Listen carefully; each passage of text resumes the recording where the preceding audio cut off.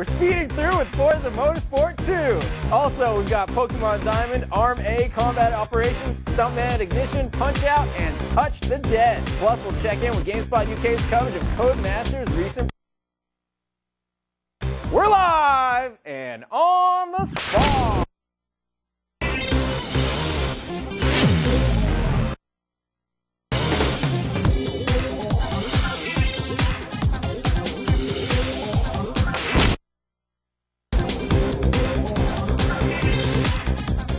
Hello, everybody, and welcome to On the Spot, GameSpot's live show we do every Thursday afternoon. We preview a whole bunch of games, have a good time. I'm your host, Rich Galb. Hey, Jeff Gerstmann. Hey, how you doing? Good. How are you, man? I'm fantastic. Are you really? I'm really good. You look fantastic. I feel fantastic. It works. Yeah? It was working out today. Yeah. Everything is coming together. Yeah. Yeah. We got some. We'll get to that in a little bit. Whatever's going on back there. But right now, hey, Ryan Davis.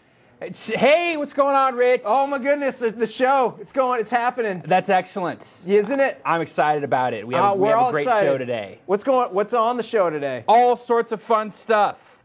How about Command & Conquer 3 for the Xbox 360? That's in the house. Awesome. How about Command & Conquer 3 for the Xbox? We're going to find out later in the show today. Arma, or Arm A, we will debate how you pronounce the name of this game from the creators of Operation Flashpoint. We're going to look at that later today with... Which one are you going with? I like Arma because it sounds kind of like DARPA, the government organization that builds robots. I like Arm A. Made the internet.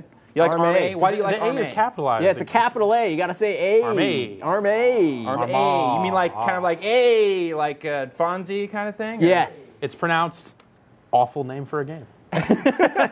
But it looks cool. All right, Ryan Davis, what else you got? Pokemans. We're going to play some Pokemon Diamond for the DS later today, and we'll each get to declare which our personal favorite Pokemon are. Ooh. So think about that for a little while.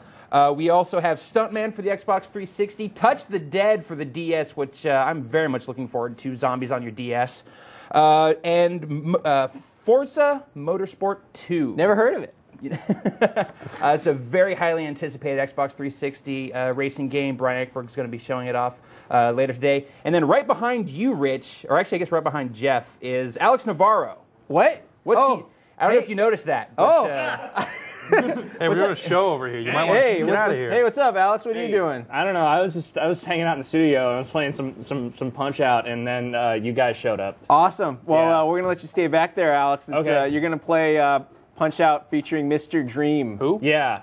You're gonna get us to Mr. Dream. We need to know who Mr. Dream is. I'm saying not Mike Mike Tyson. I think it's Mike Tyson. He can beat Mike Tyson. Mr. Dream could beat Mike Tyson? Totally. Okay. Well, we'll let you start playing this game, and we'll check in with you as the show goes along. Okay. And if you need any help with fighting dudes, we got editors standing by. But hey, Jeff. Hey, hi. There's a lot of stuff on the site right now. The site is a big place. It is. In cyber, it's not really a place.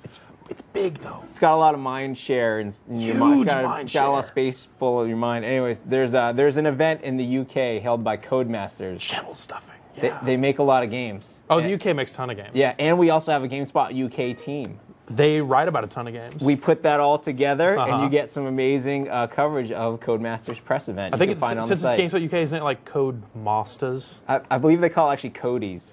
Cody's. That's what I saw in a couple emails. Yeah. I'm going to stick with Codemasters. Okay, sure. Well, Dean and Guy, they put some stuff together. Yeah. And then Takeshi took that and put it into something else. This is the most crazy convoluted process that you're describing. Maybe we should just show it. Okay. Yeah. Let's check it out.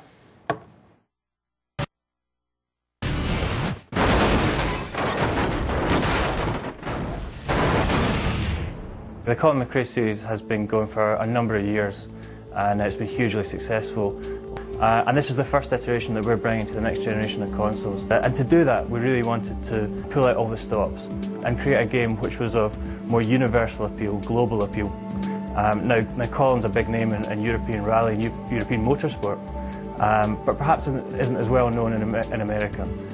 So to that end, we've introduced an awful lot of American motorsport, and really expanded our remit. We're no longer just about rally, we're now about, basically, if it's racing and if it happens off-road, then that's what we're doing.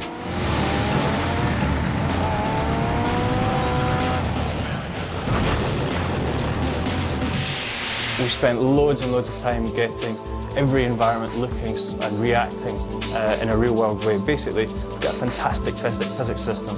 Everything in the world moves, has physical properties. If you can see it, you can smash into it, you can break it, or it will break you more often than not.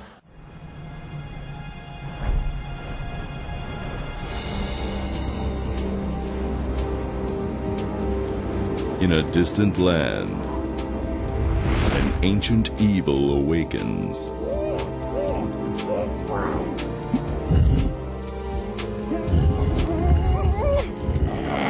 Rub some acid in his eyes. That'll freshen him up. Now, Overlord, the backstory to it, 7 mighty heroes went off to defeat the evil lord. They won.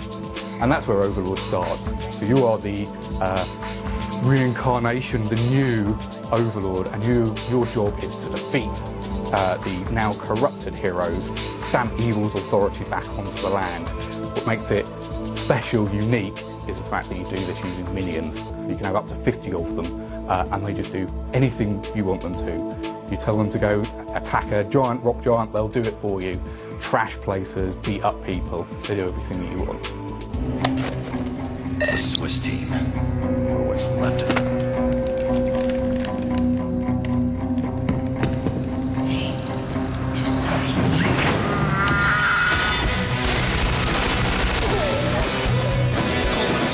Flight Barker's Jericho takes place at the beginning of the game in modern day, where you are playing part of the Jericho squad, banishing the Firstborn back into the box, like so many Jericho squads have done before you.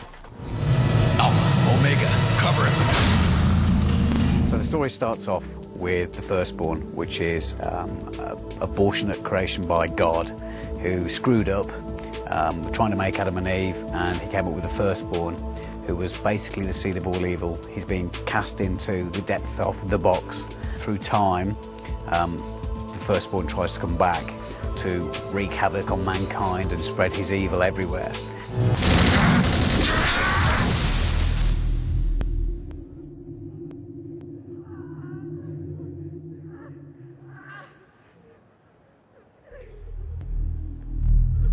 For more interviews, previews, screenshots, trailers, all this stuff, check out the Codemasters Flat page. You can find it right on the front page of GameSpot. But don't go there yet. Go there later. Right now, Brian Eckberg, how you doing, sir? I'm doing great, man. You have a great game with you. By the way, in case you're worried, Alex is already up to Piston Honda, but we have more pressing matters here, right here. Yeah. What do you have, We've man? got a game myself and a lot of people have been looking forward to, Forza 2, Forza Motorsport 2. Of course, the sequel to the original Forza on the original Xbox. This is the follow-up. And so we're starting here. It's got, obviously, as you might expect, there's lots of new tracks, lots of cars. They just released the final car list today. I think there's 300-something odd cars in the game. So, and there's new tracks. And one of the new tracks is Sebring in Florida. And that's what I'm about to show right now. Cool. So let's just get right into the race. Yes, let's. That is my Mini Cooper that I've been messing around with a lot. I've stuck stickers on it, put a crazy paint job on it, and just to sort of give you an idea of the different kinds of things you can do with the paint job tool. And the other thing I want people to notice is that in the original Forza they had a sort of dynamic driving line that showed you how fast you needed to be going around corners and things like that. That's still in this game, but they've changed it up. They've added another option, sort of a more intermediate option. It basically shows you the braking spot. So as I get into this corner, you'll see that red line right there. Yellow to red right there. Yellow to red. And it's still dynamic in that it's showing you when you need to maybe lift off the accelerator and hit the brakes and so forth. But it's a little bit more dynamic, and it's a little bit more challenging because you don't exactly, it's only showing up in the corners here. So normally on the easier, and it's still there on the easier levels, like it'd be telling you exactly what part of the course to be on right now. Exactly. It'd show you the perfect line and exactly when you need to be hitting the throttle and everything. But right now, this is a nice step forward. You know, one of the things about the original Forza is that line really became sort of a crutch after a while, and you sort of depended on it. This way, it's a little bit more of an easier, gradual process from moving from the line, then maybe to this braking intermediate line to no line at all, which is ideally what you want to, you know, if you're going to be racing online, you don't want to use the line because people are going to be using slight variations on the line that are just a hair faster, and you just won't be competitive. So I gotta say, a Mini versus a Porsche doesn't really seem like a fair fight. Well, you know, normally you'd be right, but actually I should pause the game and show one of the things about this game is the car classification has been changed a little bit in Forza 2. You see that all the cars have a letter associated with them and a number. The letter is the car class that the car's in, and the number by that is the PI, or the performance index. Basically, it's a more sort of granular way of classifying your car within a certain level. And so maybe if you don't know a lot about car tuning and things like that, but you know, you want to make some upgrades to your car and make it faster, you know, the more upgrades you do, the higher your PI number will be, and you'll have a better idea right off the bat of how your car will, you know, perform against other cars within the same class. So we were reading in your, you can see in your preview right now, as you're talking about just starting out this Mini Cooper as a Class D car. Right. You improved it up to 396 was your rating. Right. If you went over 400, you became like a bottom level Class C instead of a top Class D. Exactly, and as you can see in the menu screen, it's now a Class B. So I've done a lot to the car. I've added a lot of new parts to it. Just done a ton to it, and it's amazing. Cars can really, you know, transcend a number of different classes, and you can get some pretty hot cars. So now we have this Mini Cooper that's not beating this Porsche ahead of me, but keeping up with it at the very least. We also saw on that menu right there names associated with all these cars, and that's the AI. That's right. This is obviously a single-player race, so I'm racing against 7 other cars. I'll show the names again. But these names, you'll see these same names throughout the game. I mentioned in my preview, there's Muller, P. Muller in 8th place there. You see the same names, and I've been seeing a lot of names like Rossi and Muller. And what you can do at another screen in the game is actually check out the careers of all of the AI drivers in the game. And so you can get a feel for who are your, you know, toughest opponents, and who are the guys that are, you know, really not worth your time. And a nice twist on that is you can actually hire these guys to run races for you if you want. And they're all totally fictional. They're totally fictional, although Rossi is the name of a pretty famous motorcycle driver. But anyway, so you can hire guys to run races for you, and the more skilled they are, the more money they'll take from you. But at the same time, you can beat a tough race. You might be able to beat a tough race or do one of the longer endurance races, and you know, just put a good driver in the car, and then you wouldn't have to worry about it. You could go off for 2 hours and do something else if you wanted to just get through the endurance race. So it's a pretty cool system. I haven't messed with it a lot, but I like the fact that it's in there. A hallmark of Forza, and I'm guessing Forza Motorsport 2, is the intelligence of the AI in this game. Yeah, and it really is. It's impressive in this game. I mentioned in my article yesterday that I was kind of messing around with the AI yesterday, and you get in front of them and you brake check them. You sort of touch the brakes to see if they'll react to it. And the guy behind me just totally got. Yeah, I got a little. But anyway, the guy totally swerved, and he thought I had hit the brakes, and he was, you know, he reacted just the way you would expect a real person to react. He got a little bit nervous. He thought he was going to run into me, and he swerved out of the way. So it's very touchy AI, this is at the stiffest difficulty level right now, I should point out. And it is. It's tough racing, and this car is outclasses the car ahead of me by about 100 in PI, and he's still beating me, so it's tough. Cool. So I think we'll move on, because I want to show a few other things. Sure. Here. While you get that queued up, you want to take a couple questions Let's from the audience? do it, yeah. Sure. Hey, Ryan and now Jeff. You guys got any questions over there? Oh, brother. Yeah? I've got a ton of questions, some of them very technical in nature. A lot of people are asking about, hey, Jeff, what's going on? Hey, what's up? It's good to have you over here. A lot of people in cars. People are asking a lot about steering wheel support, if it supports the official Microsoft wireless steering wheel for the 360. Also, Hassan El-Nagar from San Diego wants to know if it supports the Logitech G25 racing wheel, specifically the clutch pedal and the H-pattern shifter. It does support the Microsoft wheel, although I'm embarrassed to say I haven't tried it yet. I'm going to totally make that a priority and do that. I don't know about the G25. There's not, as best as I can tell, there's not clutch support on the regular control pad. So you can't have a clutch button, so I'm suspecting that you can't have a clutch with a racing wheel, but I don't want to say 100% because I don't know for sure. But right now I want to show folks that I'm in my garage, and these are a couple of the cars I've collected so far. a few of them. And most of these are all from winning different types of races. But I thought I'd show off. The paint scheme thing, the new paint job. You can obviously paint your car with all sorts of different layers, and you can kind of get an idea of I've done like a stripe thing here, and then a very 80s. Yeah, very totally. It's like a. I had a T-shirt like that when I was a kid. Yeah, I did too. I had shoes that looked just like this right here. So, but one of the things I did an earlier paint scheme, and I'll see if I can apply that for this car, and just like that, I've got a whole new paint scheme for the car, and also hideous. But, I like that one better. You like that one better, yeah. But the things you can do, you're going to be able to save these different designs to your catalog and then apply them to any car in your garage, apparently. So that's pretty cool. So if you're in a group that wants to have a look online when you go online, you can all have the same look for your car, which is kind of cool. Your car club? Yeah, your car club. Unfortunately, that's one of the things we haven't been able to check out too much of in this game yet is the online stuff, but we hope to check out all the auction house stuff and all of the online racing very soon. Cool. So. Ryan Davis, more questions, please. I have a personal question here. Yeah. I saw in your garage there was a lot of real iconic, real slick-looking race cars there. Any beaters in the game? Anything just that you wouldn't expect to be there?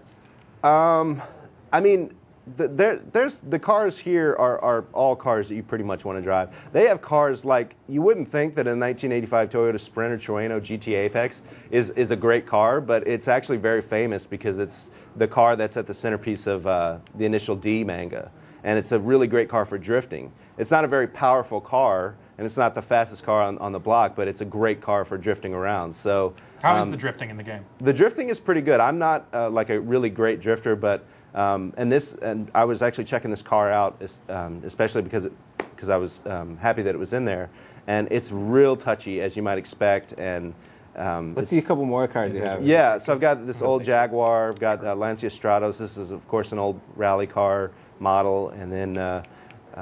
Just got a Porsche yesterday that's really cool looking. Johnny Mullet from Myrtle Beach wants to know how many cars total are in the game. Well, they just released the final set of cars today, and I believe the final number is, according to my count, it's 312. According to the Forza website, it's 310. So between 310 and 312, it looks like. Can you be more specific? I know. Let's just say 311. Let's just say slightly more than 300. So it's an $1. It's an extremely realistic game. Yeah. Obviously, the comparisons that were drawn last time between when Forza came out is everyone's Gran Turismo. Sorry, not Gran Theft Auto. Gran Turismo versus Forza. We've gotten Gran Turismo HD. Obviously, the Polyphony Digital is working on some amazing version of that for the PlayStation 3. Right. Forza's first out the blocks. What helps it stand out from other racing games? Is it the online? Is it the realism? Is it the accessibility? I think that there's some things that the Forza series did better than GT right off the bat. The AI was better, the single-player racing experience was better, and of course it had online racing, so that was very important to the series. When you look, it's hard to. I mean, you can compare the games directly, of course, but Gran Turismo 4 and I suspect Gran Turismo 5 will have a ton of cars. Gran Turismo 4 had something like 750 cars, something like that. So in terms of sheer numbers, it had it over Forza. But this game is no slouch, and it still has all the things you've come to expect from the series, such as great racing and incredible physics. I really want to try it with the wheel and see how it performs. I should mention that this is one of the new circuits. This is Mugello, which we've previously only seen in the MotoGP series, and so it's nice to be able to take a car with obviously 4 wheels as opposed to onto Mugello as opposed to 2-wheel motorcycles. We also need to mention that this has been a work in progress you've been seeing. Yes, this absolutely. Is not final.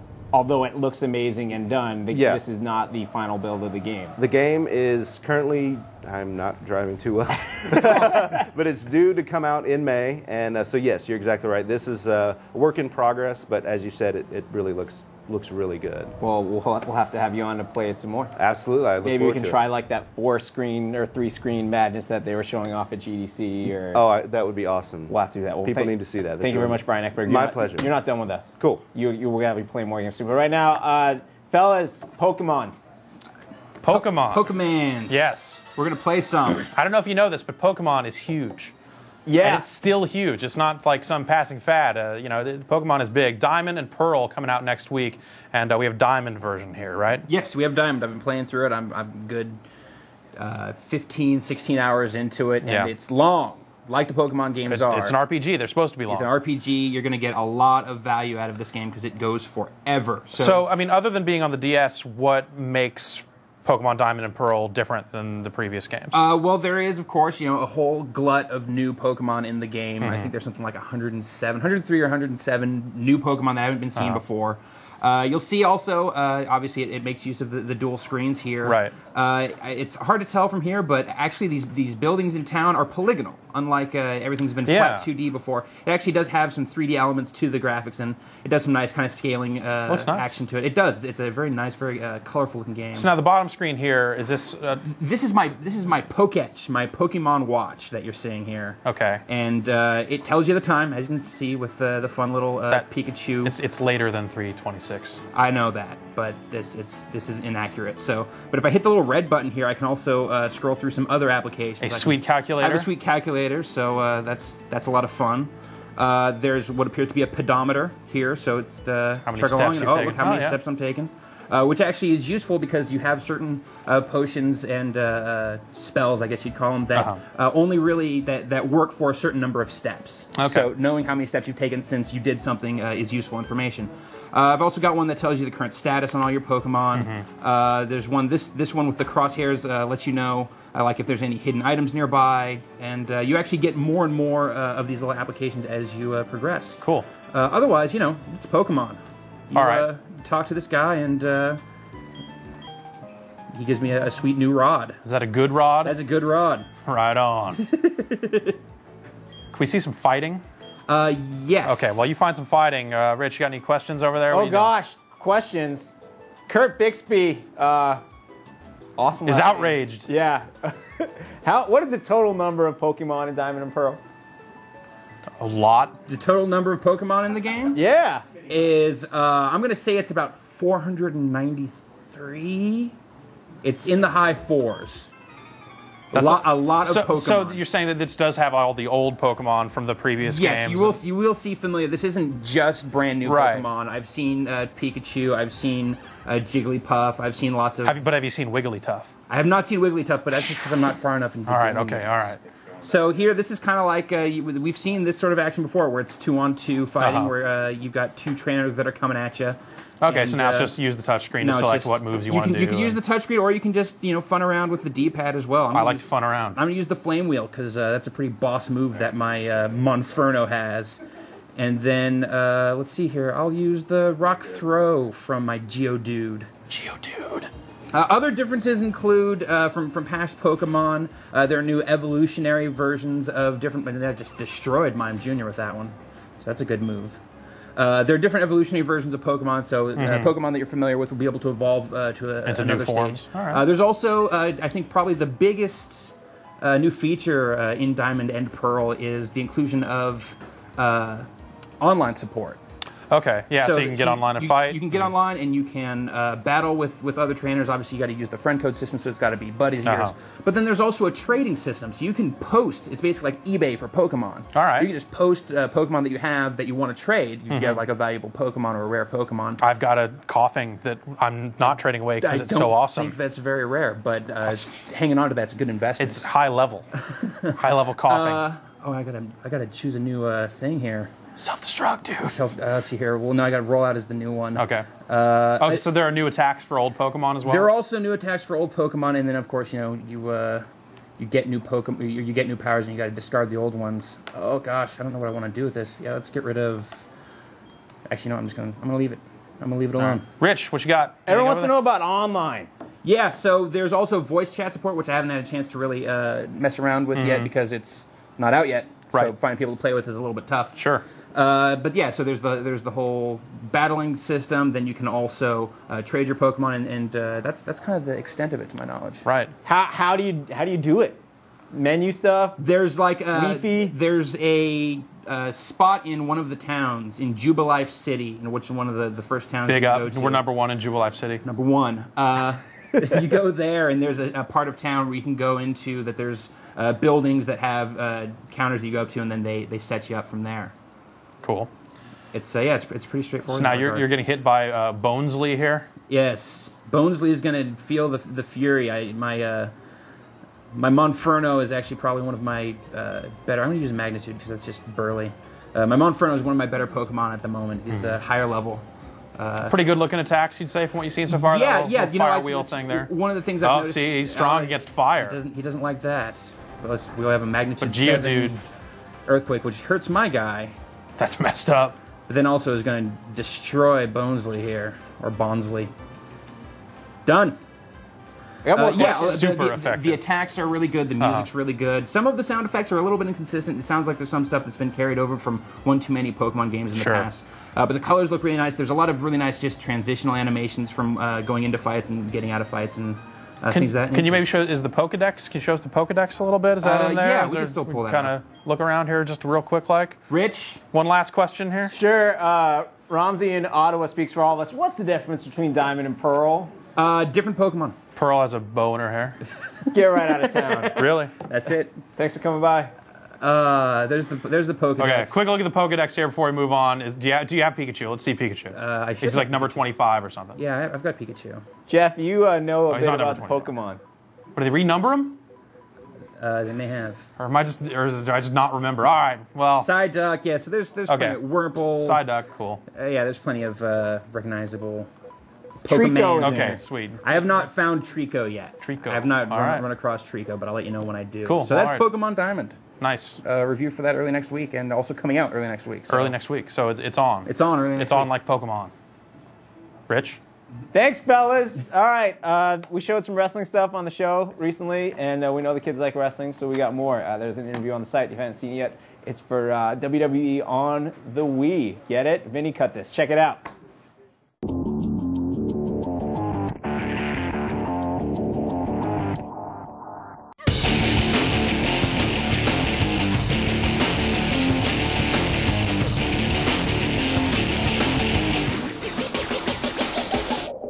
My name is Brian Williams. I am a creative manager at THQ, working on SmackDown vs. Raw 2008.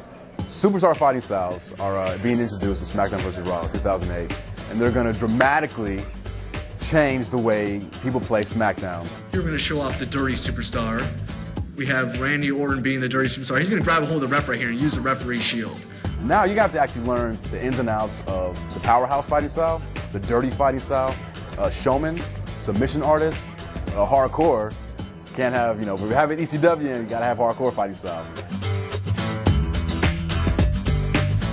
Can you assign fighting styles to CAS superstars? Yes, you can. And you can assign them to the default WWE superstars on the roster as well. There will be some limitations for certain fighting styles based on the weight class of a superstar. For example, Kane, you won't be able to make him into a high flyer. The guy weighs 300 plus pounds, it's not gonna happen. As a goal of SmackDown vs. Raw 2008, we really want to eliminate as much, HUD elements as possible. And the best way to do that is let the animation tell the story for you. In terms of, we don't need any on-screen prompts telling you what to do. The animation, hopefully, will be able to convey that for the player. So you're not paying attention to meters, you're paying attention to the superstars on screen, because you're the ones controlling them. SmackDown vs. Raw 2008 on the Wii. It's the bee's knees. It really is. It's going to be a completely different gameplay experience from the 360s, PS2s, PS3s of the world. We're making SmackDown vs. Raw tailor-made for the Wii to take advantage of the Wii's core gaming experience. I mean, people who have Wiis, they want to be able to wield that controller and do all these crazy moves and be a part of the action. On the 360 and PS2, we have Ultra Control grapples, submission, struggle submission system. The Wii, it's about as ultimate control as you can get. The Wii version is definitely a different approach in terms of the gameplay. No stamina meters, because the Wii system is a pick up and play console. And we want to make a SmackDown game that takes advantage of that as well, and is a pick up and play game. Somebody who's never played a SmackDown game before, but is a fan of the Wii, can pick up that Wii mode and nunchuck and start having a blast right away. So that's our goal for the Wii version, and we'll hit that goal. The 24/7 mode is combining Season and GM. We're taking both of those modes, who up until now have been two separate, but at the same time, very compelling modes. And we thought, hey, what better way than to merge the two together and get one ultimate WWE gaming experience. No longer is it about you just taking a superstar to WrestleMania to win a belt. Game over. Right now, it's about taking a superstar to WrestleMania multiple times, to defend his championship multiple occasions against multiple opponents, and gauge his career from the bottom of the WWE, from the lower card to the mid card to main event. I'm very excited about it, very excited about it. I think this is the natural evolution, progression that this mode was eventually going to take, and the 2008 is here. ECW was recently reintroduced not too long ago, and it will be a major presence. And we are back. You want to see that full interview? Check the site. It's up there right now. Hey, Alex Navarro. How's it going back there? I'm the champion. You're the champion? I won the major circuit championship. You just beat Bald Bull? I just beat Bald Bull. Keep going, man. I'm going. Keep going. Because right now we're joined by Ricardo Torres. Hey, Ricardo. Hi. First of 2 demos for you today on the show. Yes. Feeling good? Sure. Command & Conquer 3, Tiberium Wars for the Xbox 360. This is a PC game, Ricardo. It is, but it's not. It's also 360. We actually are taking a look at a demo that is going to be releasing very shortly on Xbox Live. Ah, very cool. Yes. So, EA did an amazing job bringing Battle for Middle-earth 2 to the Xbox 360. They surely did. They worked on the controls and everything, make sure it worked. How's Command & Conquer 3 feeling? Better. I mean, if you can look at it, it looks pretty frickin' good. This is who I have to blow up, because that's important to know. That's what you do in Command & Conquer 3. Yeah, you do. You and you make find stuff. something industrial and you blow it up. Yeah. So I gotta take all this stuff out, and so it's just kind of letting me know. And I was just, looking at how nice everything is. All right, so I gotta build some stuff. So it's real easy. You just highlight a structure, hit the right trigger, and you just start going to town. So it doesn't have the whole right side interface that the PC version has. It's all kind of a pop-up, go-away thing. Yep. Huh. Cool. It's very easy. It's kind of they're building off of obviously the stuff they did on Battle for Middle-earth, and it works. Like that worked really well, but we'll be fine. Just need a warp. Actually, you know what? I probably should make some people. Make a couple of these guys, and everyone will be happy when they blow up. You got those zone troopers with the rail guns. They'll take care of them. They'll be fine. It's fine.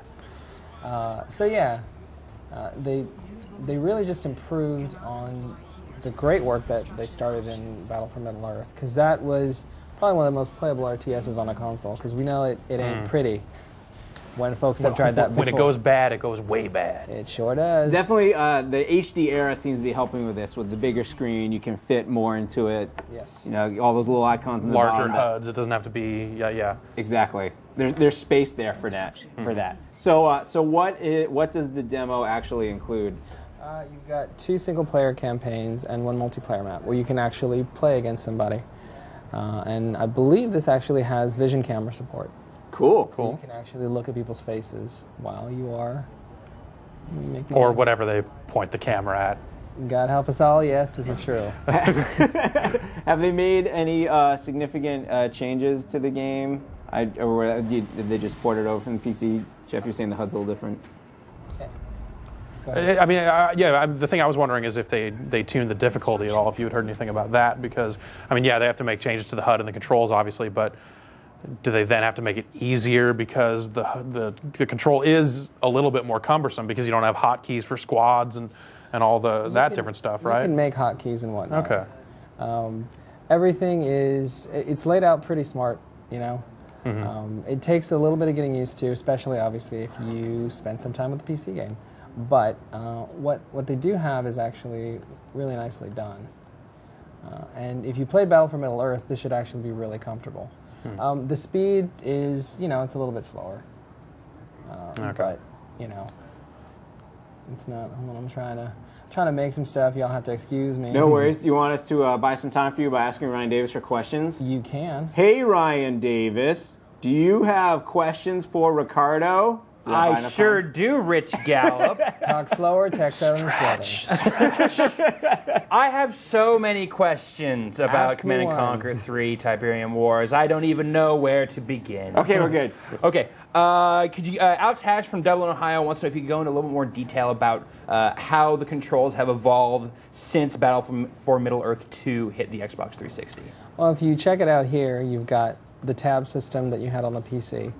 And you just highlight a tab, hit a button, and then here are your peeps. Although I need some specific peeps right now that I need to pull out. There we go.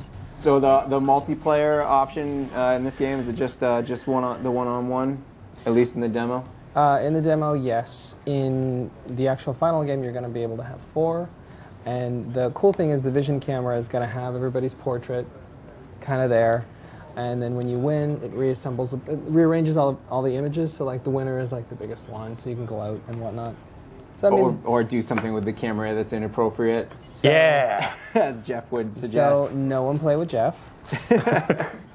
Seems like it's going to be a problem. What? About the how about one thing? We do tournament TV here. We're excited about the Battlecast option. Yeah. Is that also in the 360 version of this game? I actually don't believe so. But I am not sure because this is only the demo and I haven't been able to mess around with too much with 360. And they got time. They're still coming at you up there. Yeah. How long until the retail version comes out? It's just like a month or two, right? No, actually, less than a month away. It's early May. All right, cool. Well, this is the demo. As you said, Ricardo, it's going to be available soon on the Xbox Live Arcade, and will we get to play some multiplayer in this? It's a good thing you mentioned that, Rich Gallup. Yeah? Next week, remember? Oh, that's right. Next week on the show, we'll be playing some multiplayer. So you want to see what it looks like? We'll have the camera, and we will only point it at appropriate things, because that's how we do things here at GameSpot. There you go. During office hours. Maybe you do. That's why you have to sit over there. Keep you under control. Well, thank you, Ricardo. Thank you. We'll see you soon for another demo. Absolutely. I got run. Right now, we're tossing it over to Ryan Davis. You're joined by Jason Ocampo and Arm A. Yes, I'm over here at Jason Ocampo, and we're playing Arma. Arma. Yeah, Arma. I don't know. Maybe it's. We don't know. Hungarian. We don't have. There's no phonetic spelling that comes along with the version of the game that we have here. We kept thinking it was like Armed Assault because they just abbreviated it, but then we triple checked all the documentation. It's Arm A, one word. So this is basically Operation Flash, from the makers of Operation Flashpoint, which was a great game, came out in 2001, unlike anything that has kind of come before or since. It's a military shooter, but instead of being like any other military shooter, it feels much more of a simulation. You're actually put on an island where there's this war going on. The island's hundreds of square kilometers large. Right. And you can basically kind of go anywhere you want. And well, let's jump into this, give people a feel for. So this kind of picks up where that left off. Is that what you're saying? No, this is a completely new game because the thing is, Operation Flashpoint is owned by Codemasters, and they just announced today they're working on Operation Flashpoint 2. Well, I mean, just conceptually, though. Conceptually, but conceptually, this is very much. If you played Operation Flashpoint, you will recognize this game. You just got into a helicopter. I did. You can run around on infantry with your rifle, with all sorts of modern weapons. You can get into vehicles such as tanks, trucks, commandeered cars, and you can also fly. Give me a sec to warm up those rotors because it's pretty realistic in this. It takes a while for the Huey to get ready. Now, how realistic and by that, how challenging is the flying? Is the flight controls? It's very much like Battlefield 2. If you remember flying the helicopters in Battlefield 2, it's not incredibly realistic, but it's not arcadish either. You have to balance all the forces of the helicopter flight, the collective, and the stick in order to keep everything balanced. Now, is there no limit to where you can go now that you're in this chopper? Can you just fly around this island or this landmass that you're on? Yeah, this is set on a fictional Atlantic island called Sarani. It's actually had the bad luck of being split into two. There's a Kingdom Sarani, which is friendly to the west, and the northern part is the Democratic People's Republic of Sarani, which is... That's a mouthful. Yes, it's communist, basically. And the communists invaded the south. You got heat. I got heat. Uh-oh, we're being attacked, so I'm gonna try to swing down a little lower. And you'll play American soldiers who were assigned to the island. They were kind of helping to train the... Now, what's this point you're coming up on here? I'm coming up on a town. There's an enemy convoy just passing right below us. you know, it's very realistic in the sense that the scale is right. So all those targets kind of just zoom right by. Let's double back and We're get some doubling heat. back. Let's get a little action swing around going here. Yeah, just give me a little distance from that anti-aircraft. I'm taking that a little I'm sideways. banking a bit wrong. The helicopter flight is a bit tricky. Yeah. Well, watch out. You can see my shadow. Here I come. Here I come. Okay. And then we're going to come up on the convoy here. Let me see if I can turn it up. Well, while you get up there, I'm going to here. We'll zoom in. Hit Rich up for some questions. Yeah. Yeah. Yeah. Hey, Rich, we got any questions? Oh, Yeah, God, we got all kinds of questions. All right, you're on the ground. Yeah. Get a little more collective. There we are. Jim Davis in Morgantown, West All right. Virginia wants to know how many vehicles are there in the game. You know, there's a lot. Your and I haven't co-pilot even, already got your out. Co-pilot bailed out. He said, let's just charge these guys. I saw the M1 tank. I saw a Stryker fighting vehicle. They're Humvees. It's really cool in the Humvees when you're just riding around. It feels like you're in a convoy and on patrol and going through these towns and villages. There's the Black Hawk helicopter. There's the A-10 Warthog. There's just a whole lot of vehicles. If it's like Operation Flashpoint, there's even civilian vehicles you jump in and commandeer. You drive around in trucks. A lot of times you'll ride in the back too, so you just sightsee while you're driving around all the area. So, anyways, let's keep going. I see you're trucking here. I'm trucking. Is there any fatigue that you needed to worry about? How realistic is just your you your can soldier? get a bit winded, especially this guy's a pilot. You can see he's wearing his helmet Yes. still. I mean, his aircraft helmet. Let's run up on these. Oops, here we go. It's very realistic in the sense that out in the open here, huh? It is out in the open. A lot of the engagement ranges when you're in combat, it's not like most shooters where you're shooting at guys 10 or 20 feet away from you. You can really zoom out there, and that's not good. Charge that. That'll work well. Wait a minute, what happened to him? He just did a 360. Yeah, sometimes it's a little animation. Maybe you shot the This driver. is a work in progress build. It's almost done, or I think it just went completed, shipping next month. But I'm getting shot at. There's guys I down got there. hit by once. You can't take that much. You can't take very much damage in this game. Sure. It's very realistic in that sense. Give us a breakdown of the sort of weapons that you'll have access to. We have here's the M16. Oh, your bloody arm. It's set in modern day, so you have modern and basically the entire U.S. arsenal at your disposal. You have, let's see what this pilot has. Get in the grass a bit. This pilot's armed with a pistol. He's got night vision goggles, which if I turn them on, make you go too blind. bright. Sure. Yeah, too bright. But then, grenades, even smoke grenades. So let's say you have to be medevaced and there's a helicopter coming in. You have to pop smoke and mark your location before the helicopter will land. It's very procedural that way. It's like I said, it's like more of a simulation than a shooter in many ways. Fantastic. Yep. Rich, you want to give me one more question? Sure. Let's see. We'll give this one to JC Tango. Wants to know. That's not his real name. That's not his. I'm going to say it is. I like it if it is. From the T-Dot from Toronto. Jimmy, they're crazy up JC there. Tango. Big fan of squad-based multiplayer tactics. What kind of online multiplayer gameplay is in ARM A? There's basically something for everyone. There's team deathmatch. There's co-op, cooperative gameplay in the campaign. If it's Flashpoint was a really great multiplayer game because you could get 30 people assaulting a village together against the AI. The same thing here. So you really get that sense of real huge open warfare. So scope is really this game's strength, you'd say. That's the one thing it differentiates it from most games is that it really feels like that. Excellent. right. Jason, thanks for coming by. The game's coming out soon? Yes, next month. Next month, and we've got a preview up on it. It's later today. Later today. Yeah. Excellent. Thanks again. Arma, whatever it is, check it out.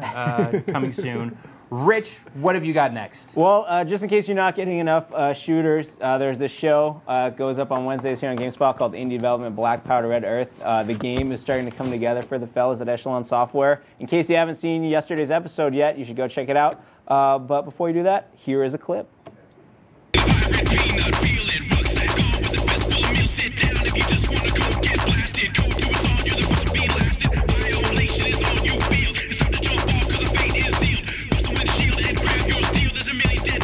Let me give you a quick update what's going on right now.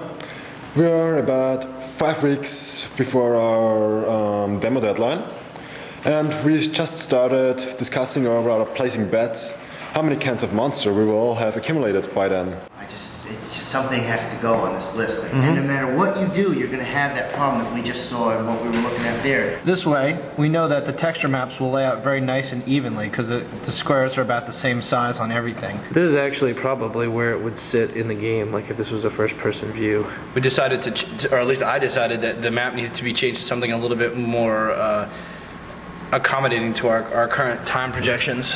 This is our starting point, you know? We gotta start building somewhere. And they are building somewhere. Tune in yesterday's episode. Come back next week for more in development. Time's running out for the fellas.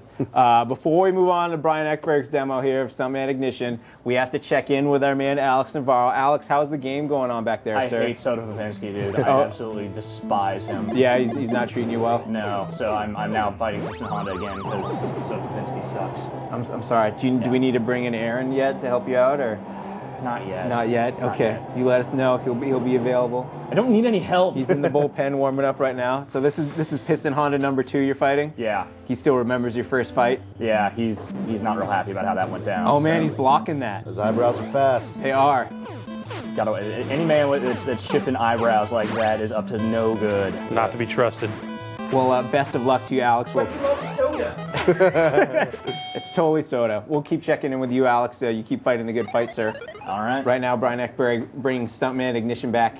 That's right. We had it here a couple weeks ago, right? I don't know. It's all blurs together. It's all just one show to me. Well, that was like a volcano level. You might remember. Well, first of all, let's set the stage. Stuntman Ignition has you playing as a stuntman, driving around doing insane stunts on different movie sets. When we had the game previously, we were doing it on like a volcano. Dante's Peak. Dante's Peak type thing. This one, we got a new demo of the game. It's only got one movie on it, but this one's completely different. It's called Overdrive, and we're here in San Francisco, the game version of San Francisco. We are here in San Francisco. It's kind of like Bullet, except so meta. way more explosions. Awesome. So yeah, it starts off just the same. You know, I don't know if folks can hear this, but the director is telling you basically your aims, the different kinds of stunts you'll be pulling off in the demo in this scene here, and then it's a matter of jumping right in.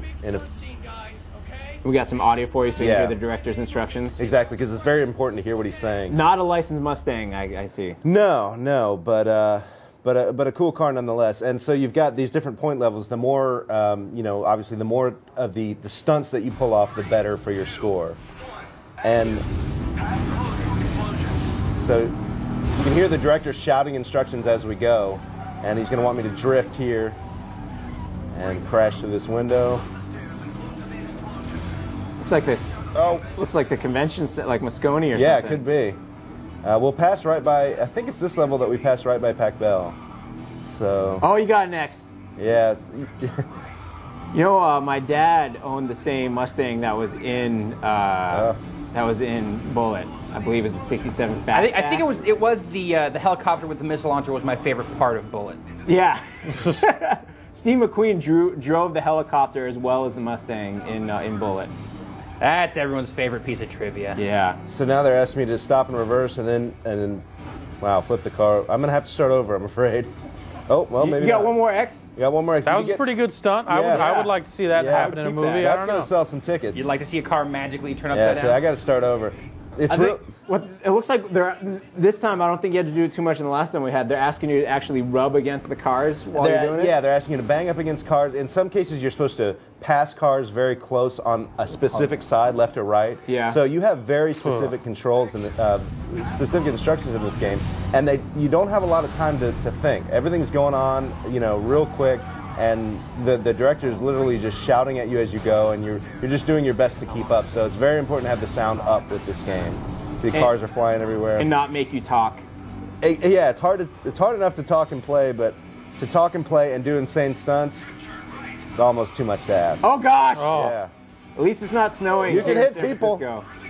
Oh, there's no gap to go through, director. That's okay. You're a stuntman. You got to improvise.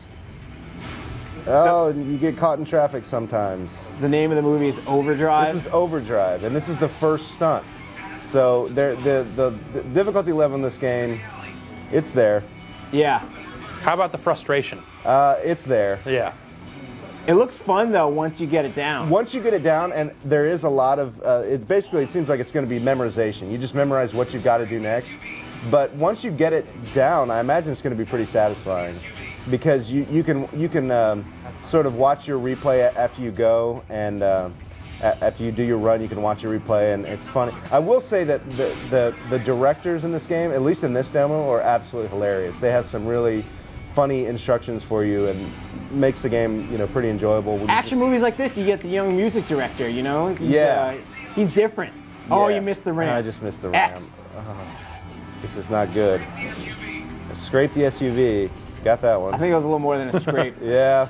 The guys in accounting aren't going to like that. You're supposed to keep weird. that In some of these, they're so temperamental with. Oh my God. You did all right, man. You did great. Good Lord. You did fine. And sometimes they want you to do something, and they're pretty lenient with whether they'll let you get away with it or not. But now there's just like, you have to do something real specific, like make this jump or do something really weird. And that had the parts would definitely have timers on it. So if you're talking to us and showing us the sites, it's gonna. So for folks who like to, you know, do a thing over and over again until they get it right and really nail it, this will be pretty cool. Or maybe you just want to drive through the streets of San Francisco while everything blows up. Yeah, you can totally do that. I'm in. Yeah. All right. Well, thank you, Brian. My pleasure. Right now, we're going to toss it over to Ricardo. No questions on that. We had the game on before. Fellas, Touch the Dead.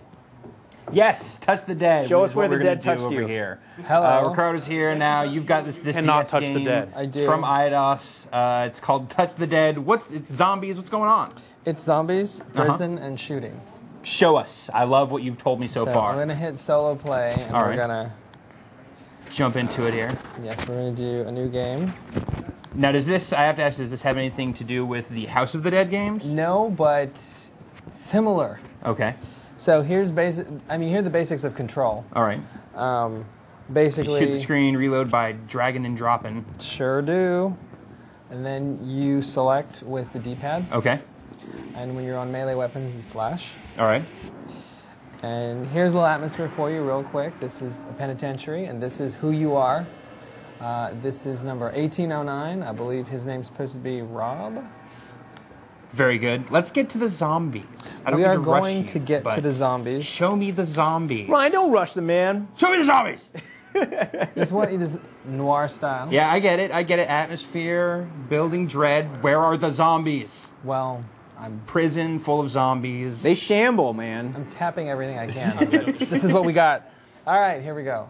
So this is chapter 1. Chapter 1, Touch the Dead. This is you just kicking it. This is your face. This is portable, is what I'm saying. All right, so you're confused. Your cell door's opened. That's not what's supposed to happen. Your face again. So chance to escape, yes. And you'll notice the first thing right now is that it's on rails. Okay, so now you're going to rail your way through an oddly empty prison. Where has everyone gone, I wonder? So as you saw, you just tap on signs. Sure. And you can choose directions. And look, a gun by the toilet. A gun on the latrine, probably not where that's supposed to be. And then I'm kind of walking, and the door is locked, but... I'm going to imagine a lot of walking. There is. So I'm going to escape. So you tapped there on the little control panel and you shot it? Yes, I did. And do you see those shadowy figures? Oh, God. There's zombies. Yep. Reload. I'm reloading. Oh, snap. They're coming closer. Now, what everybody may be thinking is that... Oh, he slashed at you. You've got only 4 hearts left. And they look like real hearts. I like that. The reloading, yes, is a little slow, but it's one of the things that you can get charged up. So you can actually improve your stats through the course of the game. Yes. Now, what's up with ammo? Do you just have unlimited here based on the weapon that you have? Yes. Okay. Is there... Obviously, I see slots in your upper screen for 3 other things. Oh. There's a big guy there. Yes, and I think... Touch those dead. I'm touching them. Touch them harder. So, Rich, what do people at home want to know about To me, this game seems a lot like... reminds me of, like, cheating to play Duck Hunt. You just hold the light gun up to the TV and pull the trigger. Is that what it feels like? No, because... Oh, shoot. Should have gotten that. The dead come pretty fast, like this dude that just moonwalked in front of me. So is headshots, is that a faster way? Is there like area-specific damage? There's like 6 spots that you can... There's 6 points on everybody that you can shoot. I gotta say, they shamble pretty quickly at you here. Well, these are sort of like Nouveau Dead. Now this is the start of the game. Yes. Does this, and you're in the prison. Does this venture outside of the prison? What are the... So far, what we've seen has been prison because the whole point is to get out. And they apparently kept you like way deep in the prison. You're like in the guts of it. It's like not a very fast journey out of the prison. See, another locked door, but the do that. Zombies. I'm seeing a lot of the same zombies. Have you seen much variety to zombie models? Well, I mean, as far as zombies go, it's an undead look. It's pretty basic. It's half naked. It's very hot this year. It is. It's it's pretty basic. Zombie undead mouth. There are different. There are different types of zombies, but they all kind of look similar. Sure. Some get extremely motivated and rip off their heads, shoot you with their heads. They throw their heads at you? Yeah, but it's kind of a one-shot deal because when they rip off their head, they go down. That seems very counterintuitive. Rich, questions? No. All right, Rich. Yeah? What other sort of weapons have you been able to get thus far? Just a pistol, and there was a blunt object, which I believe is some type of a hitting thing a little while ago. And that sounds fantastic. Anything along the way of like boss fights? Yes, actually. And so far, we haven't gotten past the first chapter because I think that's this version of the game. That's all that we kind of go through. Sure. But there are zombies. Yes, there are bad things. Fantastic. So this is Touch the Dead for the DS. This is coming when? Next month. Fantastic. And we'll have coverage on the site soon? It's up now. Up right now. With dead touching footage. That's prurient. Hot footage of dead being touched in ways you can't imagine. On the site now. Rich, back to you. Thanks, Ryan and Ricardo. Jeff, did you know that earlier this week, or last week, within the last week, we had a tournament TV featuring Gears of War? No, I didn't know. It's called Capital Punishment, and we had a lot of fun doing that. It's all kind of a blur, Remember that? It was awesome. Okay. Yeah, trust me, it was a good time. And Cool. in case you haven't seen Was I there? Yeah, you're totally there the whole time. Wow. Yeah, it was awesome. If you haven't seen it yet, highly encourage everyone to go back and watch it. It was a good time had by all. And in case you you haven't seen it yet and need some extra encouragement, our man Warren has put together a highlights reel for you. Check it out. GameSpot Tournament TV. Finally, a Gears of War tournament. It's here. We need a map here, but it needs to be done randomly. We have all the maps written down here. Mausoleum will be the first map. It says Ausoleum. Other hand. Jody, how are we going to be spectating this match exactly? The admins are going to be shot and killed for each team. Here, this is our spectator here. I'm He's just standing there. Oh, that was a fast kill. All right, and our spectators are dead. Good. That's what we need to see. He's good at dying. This is kind of like when I play normally. All right, good. Yep. And I'm. Oh, Aaron, you're still alive. You made it for 2 shots that time, man. Tough. Everyone in this hallway with shotguns shooting each other. Oh, that's nice kick. Oh! Blown up in pieces. Magic goes down. With a shotgun. Fly 64 is bleeding but not dead. Down. Can be saved or can get a shotgun. Oh, 2 men dead right there. And they get there. Hanging out. Pump. Yes. Yes. Woo.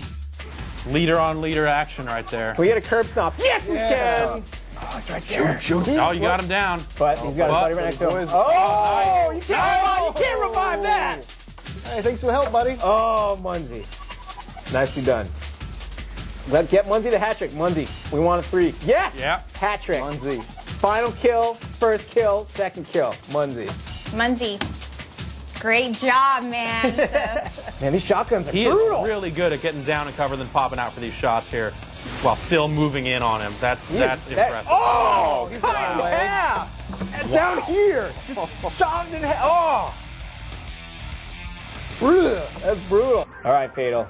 It's on you, buddy. That sniper rifle, not good in the 2-on-1 situation. Oh, let you know! Munzie rocket launcher. How fitting. That's going to do it. That's it. It's over. That's it. 7-3. Congratulations to Last Resistance.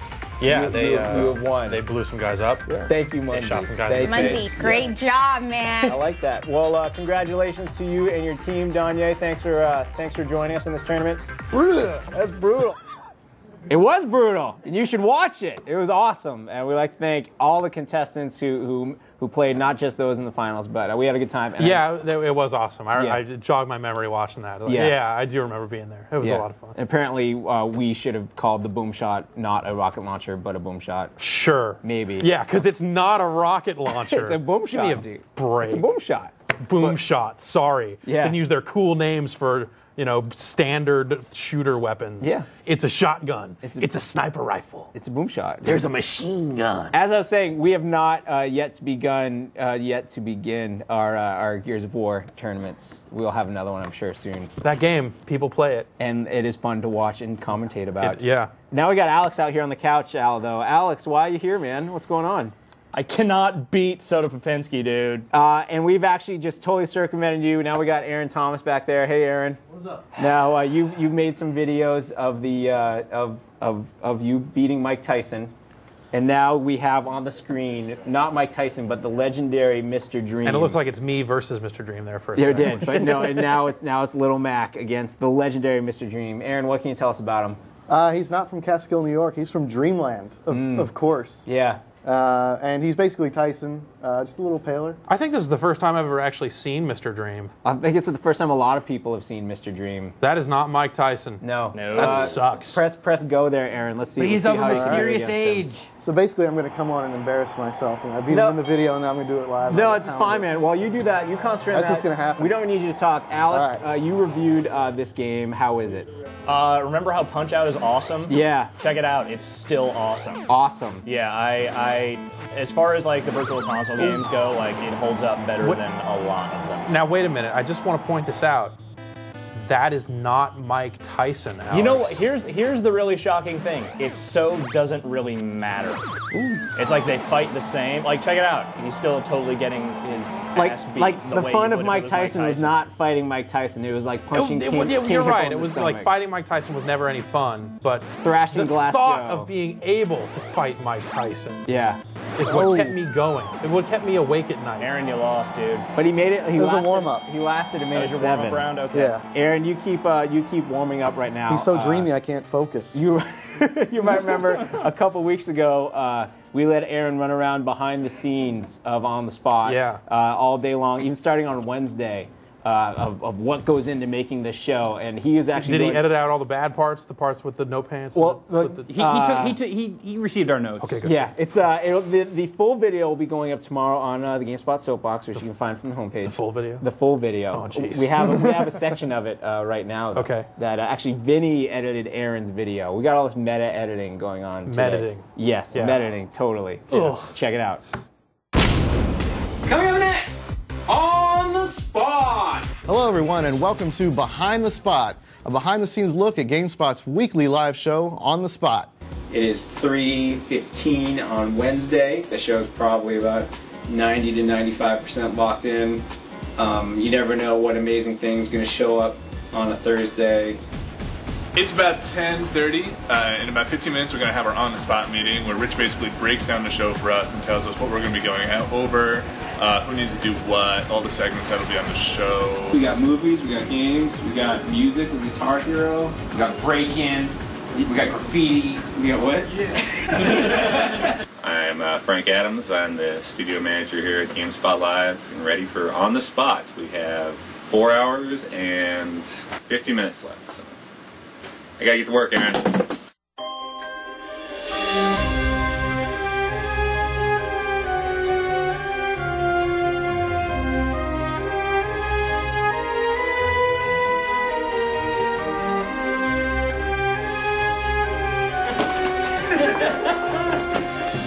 Hope you enjoyed this backstage look, and Aaron, I really hope you make us look good. Pressure's on you now.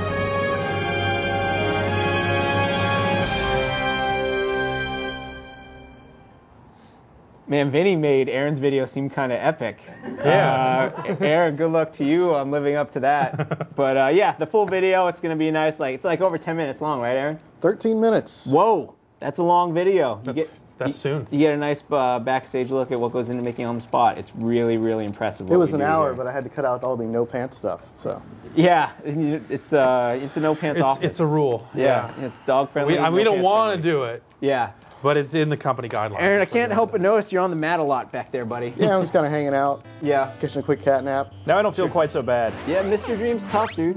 Yeah. Whatever. Soda Popinski You is lost harder. to Soda Popinski. He's harder. Soda You're Popinski is lying. also tough. He is harder. That's not his true. patterns are That's harder not to true at discern. all. I thought He goes down low and then He's quick. I thought Sandman was the toughest of all. Yeah, Sandman was kind of Sandman's tough. I think Super Macho Man. I Macho Man had is some way trouble tougher. with him Well, back in the day. Well, thank you, Aaron and Alex.